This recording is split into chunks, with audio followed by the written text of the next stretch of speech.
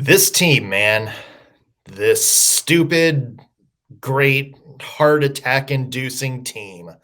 The Nashville Predators come out of nowhere to stage a big rally against the Philadelphia Flyers and get a much needed 2 points.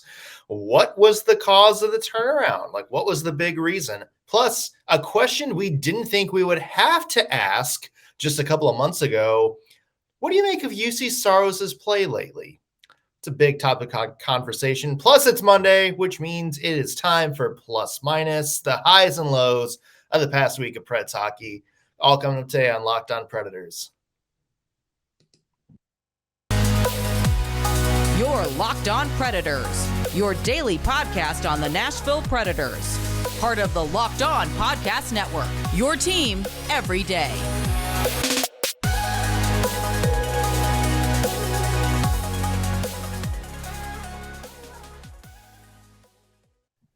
Thank you for making Locked On Predators your first listen of the day. I'm Nick Morgan. I'm a writer and editor at ontheforecheck.com, and I have a partner in crime. You do. I am Ann Kimmel. I am a writer at ontheforecheck.com. So, the Oscars last night, man. How was that? Yeah. What a hot mess. Let's try to keep it together, people. You can dress them up, but you can't take them out. Wow. Just a whole thing happened in Hollywood. A whole thing. I was entertained. And there's millions of think pieces and takes on this today. It's so Twitter for the next 48 hours, I'm sure, is going to be a fun firestorm. Yes. It's going to be trending because Will Smith, if you didn't watch it or haven't seen the news, Will Smith went Tanner Jeannot on Chris Rock on the show for making a joke about Jada Pinkett Smith. So it was an open hand slap. That's true. It was an open hand slap. Tanner Jeannot does not slap. Well, yeah, you're right. Tanner Jeannot is not pretend a slapper. Will Smith put him in a headlock and just started ranging undercuts on him. It's almost more horrifying because it was a slap. Almost. I think back to the slap at How I Met Your Mother. Oh yeah. No, this was a whole thing in Hollywood. It's interesting when the hockey game has maybe less violence to talk about. I don't know. Although there was a good fight in this hocky game. Yeah. To be clear, Jeannot got himself a Gordie Howe. Yeah. The reason I asked about the Oscars was because my one word is going to tie into this hockey game, and it's Will Smith. Because you know what? The Philadelphia Flyers made the Predators angry. And here's the thing. When you watch the Predators after, in the second period, they didn't play better. Better isn't the word you would describe. They played pissed off. There was a fire lit under them. This week, the Chris Rock of the world has been pushing the Predators' buttons, back-to-back 6-1 losses. They were getting embarrassed again at the start of this game. And this is a game in which, I'll be honest, it's not very optimistic of me. And after the first period, I was getting ready to come on this podcast and say the Preds are done. I meant it. Clearly, a month left in the season, and they have a playoff spot currently, which is weird. But I was like, you know what? The Fire. This is a different team. This is a different team. The Fire's not there. Something's wrong with their game plan. And when you look ahead to the month of April, and you see all of these teams that they play that are currently on top of their game right now, I was like, this is it. This is it for the Nashville Predators. They turned opinions around so fast, especially in that second period. And like I said, it didn't look like they were just suddenly playing better. It looked like they had a complete barn-burning fire lit under them, and you finally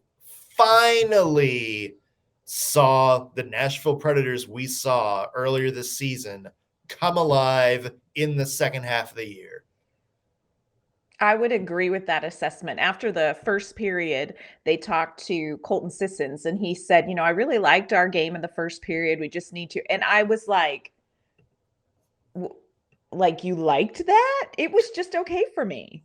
The first period was just okay. You're down 2-0. But I think they did do what you said. I think they came back and they didn't adjust necessarily what they were doing. They adjusted the emotion behind it. And sometimes that's dangerous. Sometimes that can make you make different mistakes or overcorrect. And I didn't see that from them, but they really played with a fire.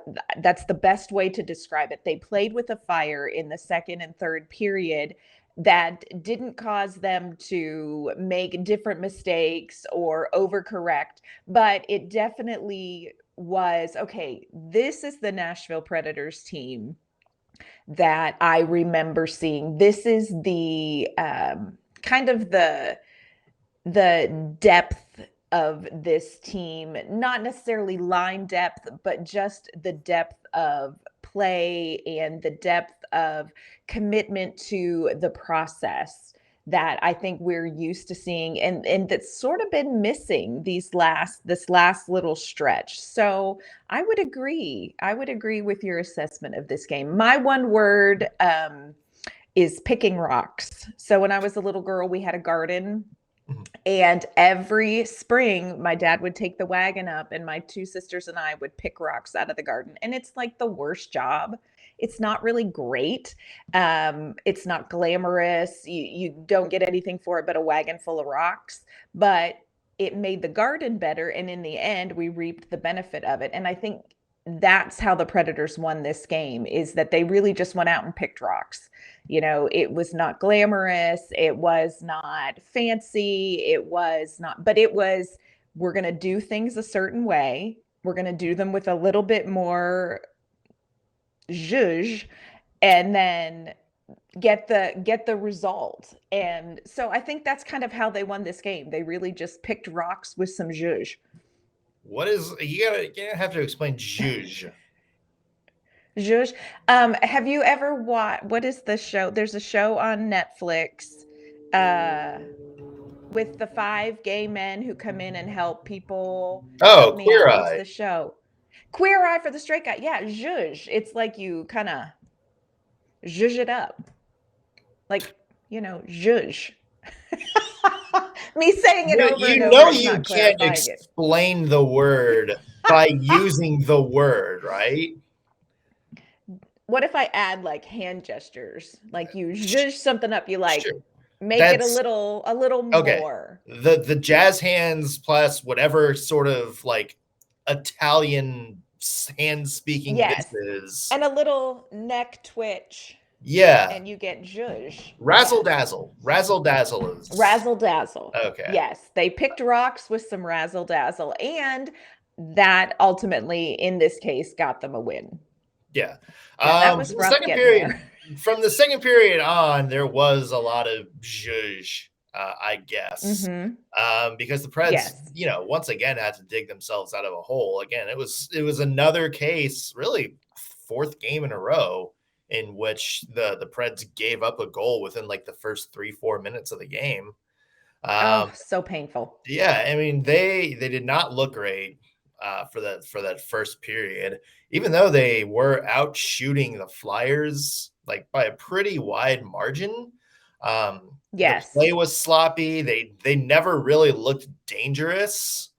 And I thought in the second period that Yakov Trenin goal right off the bat within that first minute of that second period, I think was huge because we've seen it, in some of the other blowout games for the Preds this year where they get momentum and then kind of spill it away. Or, they come out of a period with a lot of juice, a lot of pizzazz, and then don't score. And then one play goes the other way. And you're all of a sudden kind of packing in for the night. And that almost happened again because the Flyers made it 3-1, 2 minutes after that Trenin goal. And it does make you think, like, if Yakov Trenin hadn't really scored that early answer right off the bat, and you're looking at 3-0 instead of 3-1, where does the game go from there? Yeah. I like that goal by Yakov Trenin for a couple of reasons. Number one, you come out of that period strong. Number two, those are the kind of goals that I think Nashville needs to focus on getting. Those gritty, front of the net, kind of claw and scrape your way into a goal. And I think we've seen some really pretty goals lately, but the Predators aren't a team that should rely on pretty goals. They have, Philip Forsberg can do amazing things. Roman Josi, amazing things. Matt Duchene, amazing things. But the bread and butter of this team really is going to be just grinded out, gritty goals. And I feel like they've gotten away from setting those things up. And so I think the goal was important in that it was, this is kind of the DNA of this team. We're getting back to this. But when Philadelphia answered right back, I was like, seriously, like, we can't have one nice thing, one nice thing. And the way the previous two games have gone, that, them coming back is the beginning of the end. Yeah. But I think the Predators, like you said, I think they came out that second period with a clearer mindset. And I think that kind of carried them through what could have been sort of the pack it in moment of the game, and they stayed in it. And this was a game that's completely winnable for the Nashville Predators. And I'm glad that they won it, because I think we would be having a very different podcast this morning had this game gone any other way. Yeah, thank God for that. And thank God for Tanner Jeannot. Big game for him. We'll talk about that in just a second. Plus, Juuse Saros. Is there maybe a little cause for concern about his performance the past couple of games? Interesting question. We'll dive into that in just a second. First, though, want to mention today's show brought to you by our friends at Built Bar. Built Bar is a protein bar that tastes like a candy bar. Me and Ann have talked about this before, kind of off camera. We never heard of Built Bar before we started doing this show. Both of us now eat it religiously. I be sure to bring one with me for every morning workout. That gives me a lot of energy and keeps me feel full until breakfast time. Built Bar is covered in 100% real chocolate. So it tastes like a treat, but they're low in calories, low in sugar, low in net carbs, and high in protein. If you haven't tried the puffs yet, that's something you're definitely going to want to give a try. There are a protein-infused marshmallow covered in 100% real chocolate. Not just a protein bar, it's a treat. And they have a lot of different flavors like banana cream pie, cinnamon churro, coconut marshmallow. They're coming out with a fudge brownie batter one that I've had the pleasure of trying, and it tastes delicious. If you're a big fan of those like marshmallow chocolate Easter eggs that come out every time around this time of year, it tastes like that. You're going to definitely want to give it a try. And if marshmallows aren't your thing, they have plenty of normal flavors like salted caramel, cherry barcia, mint brownie. There's something for every taste. Try it yourself. Go to built.com, use promo code LOCKED15 to get 15% off your order. Again, that is promo code LOCKED15 for 15% off at built.com. Yeah, and we're talking about grit. And that type of performance kind of being the bread and butter for the Preds. Nobody personified that better against the Flyers than Tanner Jeannot. Apparently he needs to have children more often because this was a fired up Papa Bear on the ice. Daddy's home. Yeah, this was a great performance by Tanner Jeannot, and I think he was very much missed in the Vegas game. There is something so important about the Predators' third line with Yakov, Trenin, Tanner Jeannot, and Colton Sissons. This line is so important to this team, not necessarily because of offensive production, but just because they so consistently play the way this team wants to play this season.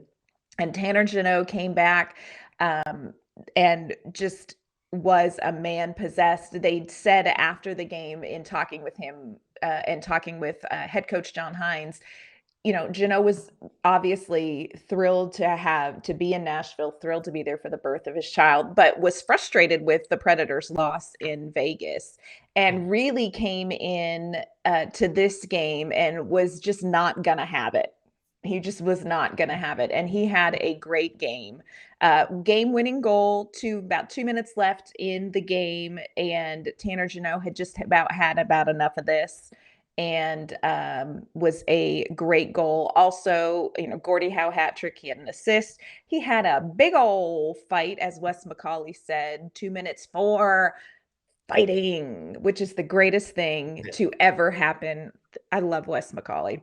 Was he giving zhuzh in that call? He does. He zhuzhes up the calls. That's a perfect way to use it. Wes McCauley just zhuzhes up the fighting call. Yes. Excellent. Good job, Nick. That's exactly how you use it. I'm picking it up.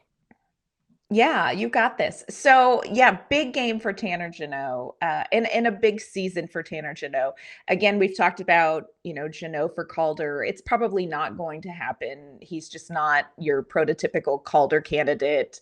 But what he has contributed to this team really shows why David Poile protected him in what was kind of a controversial move with the Seattle expansion draft. But he has definitely earned that confidence. Yeah, other than Phil Myers, I think we're looking back at the Poile's protection list in a little bit different light right now for a lot of reasons. But it's funny, Anne, because last week, what was one of the topics we talked about? We really hadn't been getting the impact from the herd line that we had kind of come to expect. And, they weren't, it's not like they were playing bad. It's not like they were like losing games or anything like that. But, when you think back to the herd line earlier this year and you kind of think of how they were able to take over games, go out there and make something happen in a critical moment. We hadn't seen that kind of impact. And then last night we did. Like, absolutely. Yes. They were the stars of the game. We mentioned Jeannot already with 3 points, but Yakov, Trenin, the first 2 goals in the game, as we already mentioned, where the Preds were in a hole and kind of had to dig themselves out of it. That's huge. That was huge for him to step up and make that play. And then, Colton Sissons is a guy who really hasn't been showing up on the score sheet a lot. But I think overall, very good defensively in this game. In the grand scheme of things, probably one of the Preds' best defenders of the night, both from a forward and from a defensive standpoint. So that was huge for him. And you're starting again to kind of see the impact of the herd line in exactly the situation you need to see them. Like, this is a game, the Preds are down 2-0, then 3-1. You need something. You need a spark. You need big plays. You need kind of a whoop, punch the way in goal sort of thing. And that's what the herd line is for. And that's what they did last night. And it was very refreshing to see. One thing that's, I'm going to just pose it to you like this, Anne. Okay. What do you make of Juuse Saros's performance over the last, month or so? I was so hoping that you weren't going to pose this question to me, because this, the last little bit, we have seen regular goalie and not Juuse Saros level goaltending. These last 3 or 4 games that he has played in are not. There are some goals that I feel like he normally would have been able to see or stop. And it's very hard to be critical of Juuse Saros, because he has in so many ways carried this team through this season. He did the same thing last year. So It's very difficult to I just don't want to say anything bad about Juuse Saros because he's doing above and beyond what this team should ask from him. But he's so important to the Predators making a postseason run that it's unnerving to see his last couple performances for me. And I hate to say that, but it's said with love. Well, it's so hard to judge too, isn't it? Because, you get how much do you judge your goalie if you're giving up 50 shots in a game and something like, Right. I think it was like 84 shot attempts or something like that for Vegas in that game. So it's like, how do you really judge a goalie who gives up 6 goals against in that kind of game? But I like the word you used, normal goaltending. Right. Because, like, earlier this season when we were talking about, Juuse Saros maybe deserving to be in the Vezina race, we looked and he was just posting like ungodly numbers, like facing something like 40 shots a game and only, allowing 1-2 goals, something like that. He was stealing wins from the Nashville Predators, games they had absolutely no business being in. He would you think back in the Juuse Saros from November, maybe makes that Vegas game 2-1 or 3-1. But it's concerning when you go through like the stat numbers from like the past handful of games and, you start saying, 4 goals last night, 6 against Vegas, 3 against Anaheim, 3 against Toronto, 5 against Philly, the first time around, 5 against St. Louis. And then you dig a little bit deeper and you look at some of his underlying numbers. And, you're seeing like almost a 10-point drop in save percentage, but you're also seeing a pretty significant drop in high danger save percentage. You're seeing a pretty significant drop in, goals saved above average, kind of all these metrics you use to describe, how just important your goalie is. And that's what's, scary to me is that he's kind of falling. He's still good. Like, as we mentioned, still playing very, very good, but it's not the same kind of play we saw from him early in the season. And that's big because Juuse Saros was, for the past 2 years, has kind of been your eraser, the guy that can bail you out of a bad performance like we've seen from the Predators a couple of times this week. And that type of Juuse Saros hasn't really been on display probably since, the Preds, right around the All-Star break, when they kind of started slumping a little bit.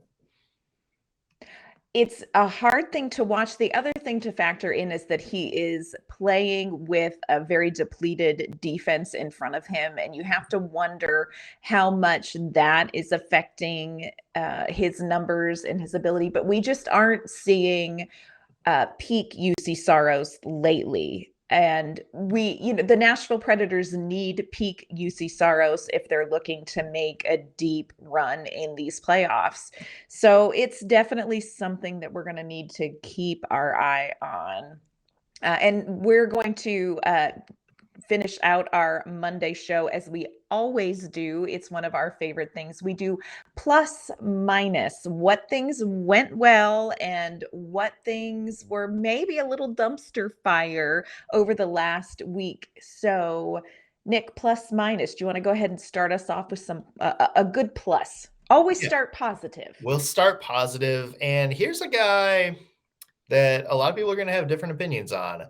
I'm going to go ahead and give a plus to Jeremy Lauzon because, boy, this trade was under the microscope, both because the Preds gave up a first-round pick, both because metrics-wise, Jeremy Lauzon wasn't doing great this year, hadn't really been doing great the past 2 years. In fact, somebody pointed out his numbers.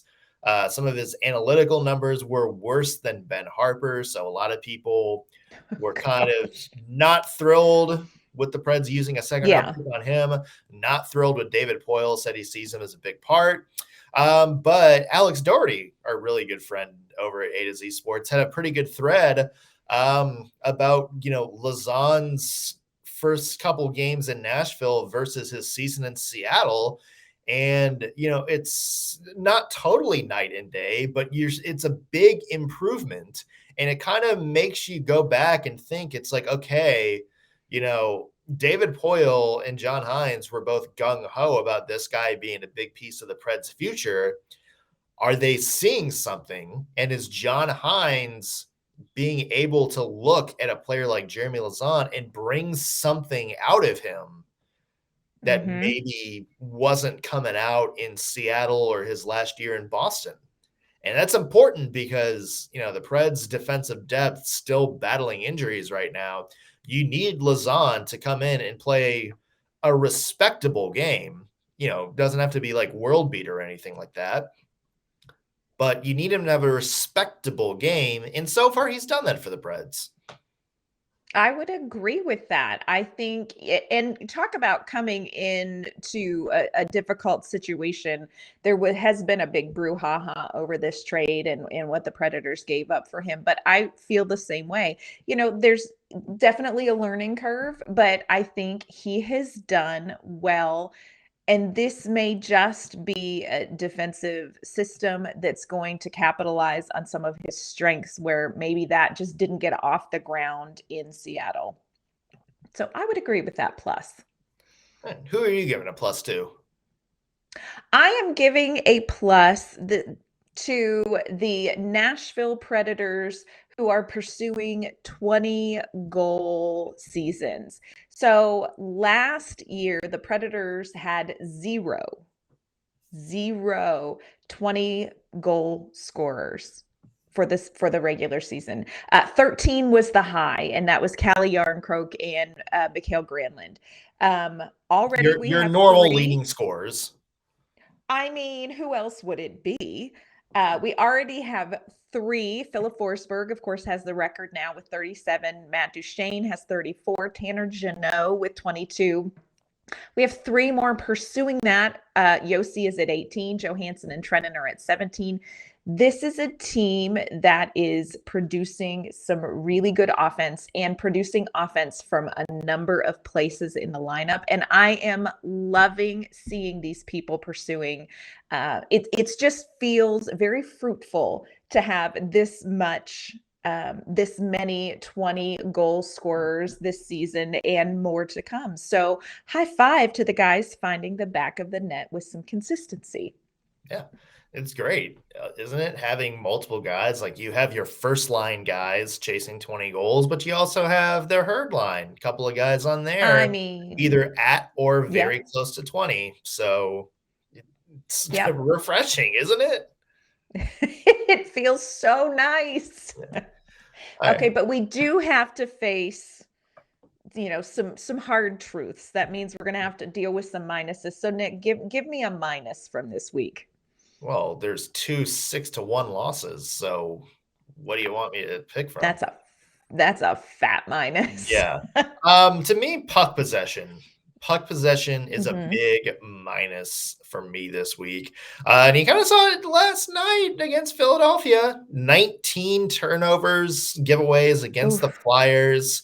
Like I said, they were sometimes very sloppy trying to force things. You go back to the Vegas game where Vegas had 50 shots, 20 more shots that were blocked, and a couple of shots that just straight up missed the net. So a lot of shot attempts there.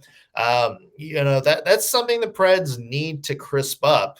There's sort of that old, some people in some corners of the hockey community say, the best defense you can have is just not letting the other team have the puck.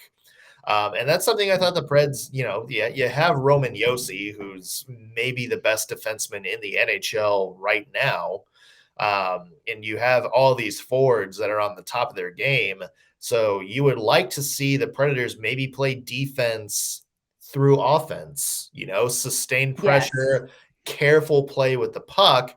And, on the defensive end, when you have a chance to clear, when you have a chance to really buckle down, take possession of the puck, make a play out of the zone, and put some pressure on the team the other way. That's something I think that needs to improve.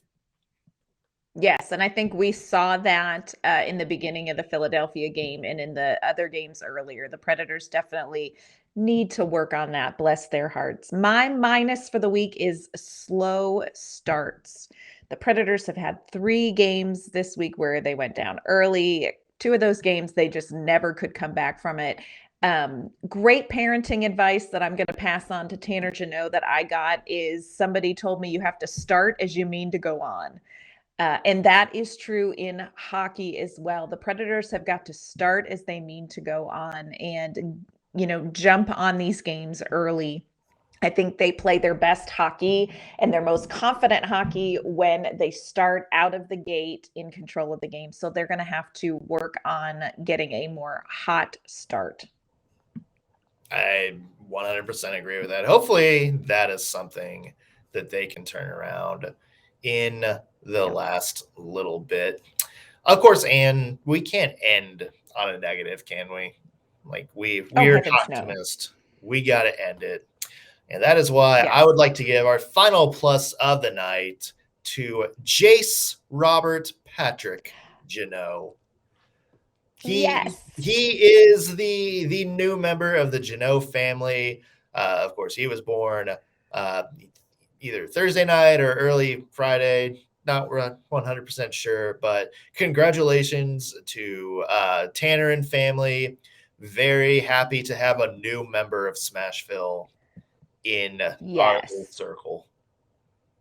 For sure. Babies are always wonderful news, and to have a new little Predator is so exciting. So congratulations to Tanner and Keely, and we are so excited, and I am available to babysit. I love other people's babies.